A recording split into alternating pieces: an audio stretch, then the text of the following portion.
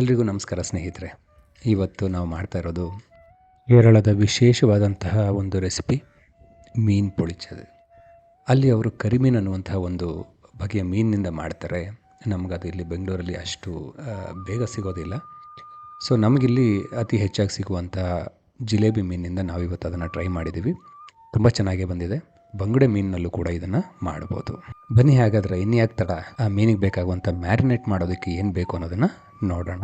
ನಾವಿಲ್ಲಿ ಮ್ಯಾರಿನೇಷನ್ಗೆ ಮೊದಲು ಅಡುಗೆ ಎಣ್ಣೆ ಒಂದು 2 ಸ್ಪೂನ್, ಅರಿಶಿನ, ಧನಿಯಾ ಪುಡಿ, ಚಿಲ್ಲಿ ಪೌಡರ್, ಉಪ್ಪು ಟೇಸ್ಟಿಗೆ ತಕ್ಕಂಗೆ, ಅದ್ರ ಜೊತೆಗೆ ಶುಂಠಿ ಬೆಳ್ಳುಳ್ಳಿ ಪೇಸ್ಟ್ ಒಂದು ಸ್ವಲ್ಪ ಬೆರೆಸ್ಕೊತಾ ಇದ್ದೀವಿ. ಅದನ್ನು ಚೆನ್ನಾಗಿ ಮಿಕ್ಸ್ ಮಾಡಿಕೊಂಡು ಇದರ ಜೊತೆಗೆ ಒಂದು ಅರ್ಧ ಹೋಳು ನಿಂಬೆ ರಸನ ಕೂಡ ಇದಕ್ಕೆ ಸೇರಿಸಿ ಚೆನ್ನಾಗಿ ಮಿಕ್ಸ್ ಮಾಡ್ಕೋಬೇಕಾಗತ್ತೆ. ಇವಾಗ ಮ್ಯಾರಿನೇಷನ್ಗೆ ಬೇಕಾಗಿರುವಂಥ ಮಸಾಲೆ ರೆಡಿಯಾಗಿದೆ. ತೊಳೆದಿಟ್ಕೊಂಡಿರೋಂಥ ಮೀನಿಗೆ 2 ಕಡೆ ಚೆನ್ನಾಗಿ ಮಸಾಲೆನ ಹಚ್ಚಿ ಹಾಗೆ ಒಂದು 15 ನಿಮಿಷ ಫ್ರಿಜ್ಜಲ್ಲಿಡೋಣ. ಇವಾಗ ಈ ಮೀನು ಫ್ರೈಗೆ ಬೇಕಾಗುವಂಥ ಮಸಾಲೆ ತಯಾರಿ ಹೇಗೆ ಅನ್ನೋದನ್ನು ನೋಡೋಣ. ಮೊದಲು ನೆನೆಸಿಟ್ಕೊಂಡಿರುವಂಥ ಒಂದು 10 ರಿಂದ 12 ಬ್ಯಾಡಗಿ, ಜೊತೆಗೆ ಜೀರಿಗೆ 1 ಸ್ಪೂನ್, ಮೆಣಸು 1 ಸ್ಪೂನ್, ಅದ್ರ ಜೊತೆಗೆ ಮೆಂತ್ಯ ಕೂಡ ಒಂದು ಅರ್ಧ ಸ್ಪೂನಷ್ಟು ಸಾಕು, ಈರುಳ್ಳಿ ಒಂದು ಅರ್ಧ ಹೋಳ್ನಷ್ಟು, ಟೊಮೆಟೊ ಒಂದು ಅರ್ಧ, ಇವುಗಳ ಜೊತೆಗೆ ಧನಿಯಾ ಒಂದು 2 ಸ್ಪೂನ್, ಅದ್ರ ಜೊತೆಗೆ ಶುಂಠಿ ಬೆಳ್ಳುಳ್ಳಿ ಪೇಸ್ಟ್ ಕೂಡ 2 ಸ್ಪೂನ್, ಅರಿಶಿನ ಒಂದು 3/4 ಸ್ಪೂನ್, ಅದ್ರ ಜೊತೆಗೆ ಹುಣಸೆ ಹಣ್ಣು ಒಂದು ಅರ್ಧ ನಿಂಬೆಹಣ್ಣು ಗಾತ್ರದಷ್ಟು, ಮತ್ತು ಕೊತ್ತಂಬರಿ ಸೊಪ್ಪು ಕೂಡ ಒಂದು ಸ್ವಲ್ಪ, ಅರ್ಧ ನಿಂಬೆ ಹೋಳು. ಇಷ್ಟನ್ನು ಸಹ ಸೇರಿಸಿ ನೈಸಾಗಿ ರುಬ್ಕೊಳ್ಳೋಣ.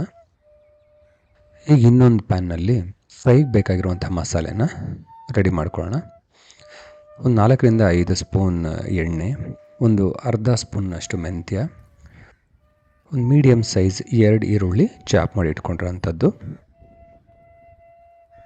ಒಂದು 2 ಮೆಣಸಿನಕಾಯಿ, ಕರಿಬೇವು, ಜೊತೆಗೆ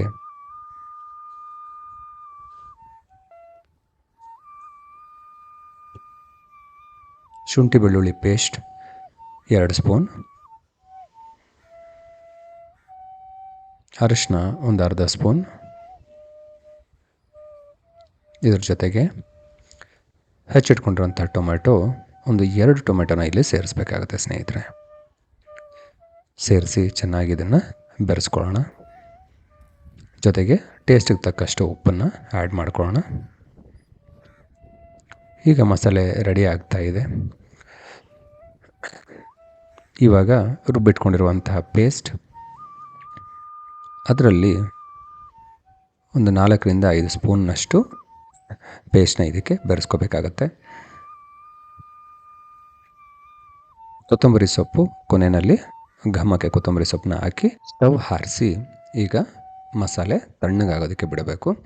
ಅಷ್ಟರಲ್ಲೇ ಈಗ ಮ್ಯಾರಿನೇಟ್ ಮಾಡಿಟ್ಟಿರುವಂತಹ ಮೀನನ್ನು ತವ ಮೇಲೆ ಫ್ರೈ ಮಾಡ್ಕೋಬೇಕಾಗತ್ತೆ. ಯಾಕಂದರೆ ಮೀನು ಸಹ ಸ್ವಲ್ಪ ನೀರು ಬಿಡತ್ತೆ. ಆ ನೀರು ಬಾಳೆ ಎಲೆಯಲ್ಲಿ ಮಸಾಲೆ ಫ್ರೈ ಮಾಡಬೇಕಾದ್ರೆ ಅದು ಹಸಿ ಸ್ಮೆಲ್ನ ಕೊಡುತ್ತೆ. ಕೆಲವ್ರಿಗೆ ಅದು ಇಷ್ಟ ಆಗಲ್ಲ. ಹಾಗಾಗಿ ತವ ಮೇಲೆ ಅದನ್ನು ಸ್ವಲ್ಪ ಕರಿವೆ ಸೊಪ್ಪು ಹಾಕಿ ಅದನ್ನು ಬಾಡಿಸ್ಕೊಂಡ್ರೆ ಆ ಕರಿವೆ ಸೊಪ್ಪು ಫ್ಲೇವರ್ ಮೀನಲ್ಲೂ ಸೇರಿರುತ್ತೆ. ಈಗ ಫ್ರೈ ಮಾಡಿಟ್ಟಿರುವಂಥ ಮೀನು ಮತ್ತು ಮಸಾಲೆ 2 ಸಹ ಸೇರುವಂಥ ಸಮಯ ಸ್ನೇಹಿತರೆ. ಮೊದಲು ಬಾಳೆ ಎಲೆನ ಒಲೆ ಮೇಲೆ ಸ್ವಲ್ಪ ಬಾಡಿಸ್ಕೋಬೇಕಾಗತ್ತೆ. ಆವಾಗ ಬಾಳೆ ಎಲೆ ಫ್ಲೆಕ್ಸಿಬಲ್ ಆಗುತ್ತೆ, ನಾವು ಹೇಳಿದ ಹಾಗೆ ಕೇಳುತ್ತೆ. ನಂತರ ಬಾಳೆ ಎಲೆ ಮೇಲೆ ಮಸಾಲೆ ಹಾಸಿಗೆ ಹಾಕಿ ಅಚ್ಚುಕಟ್ಟಾಗಿ ಮೀನನ್ನು ಮಲಗಿಸಿ ನಮಗೆ ಬೇಕಾಗಿರೋ ಹಾಗೆ ಸುತ್ತಿ ನೀಟಾಗಿ ಕಟ್ಟಿ ಓವನಲ್ಲಿ 30 ನಿಮಿಷಗಳ ಕಾಲ 180 ಡಿಗ್ರಿ ಸೆಲ್ಸಿಯಸ್ಸಲ್ಲಿ ಫ್ರೈ ಮಾಡಿ ಹೊರಗೆ ತೆಗೆದ್ರೆ ಮೀನು ಪೊಳಿಚದು ಜಿಲೇಬಿ ಬಾಳೆ ಎಲೆ ಫ್ರೈ ಸವಿಯೋದಕ್ಕೆ ರೆಡಿ. ಹಾಗೆ ಓವನಿಂದ ತೆಗೆದು ಬಿಸಿ ಬಿಸಿ ಬಾಳೆ ಎಲೆ ಕತ್ತರಿಸಿ ತೆಗಿತಾ ಇದ್ದರೆ ಬಾಯಲ್ಲಿ ನಿಜಕ್ಕೂ ನೀರಿರುತ್ತೆ ಸ್ನೇಹಿತರೆ. ನೀವು ಸಹ ಟ್ರೈ ಮಾಡಿ, ನಿಮ್ಮ ಅನಿಸಿಕೆಗಳನ್ನ ನಮಗೂ ಸಹ ತಿಳಿಸ್ಕೊಡಿ ಸ್ನೇಹಿತರೆ. ನಮಸ್ಕಾರ. ಮುಂದಿನ ವಿಡಿಯೋದಲ್ಲಿ ಸಿಗೋಣ.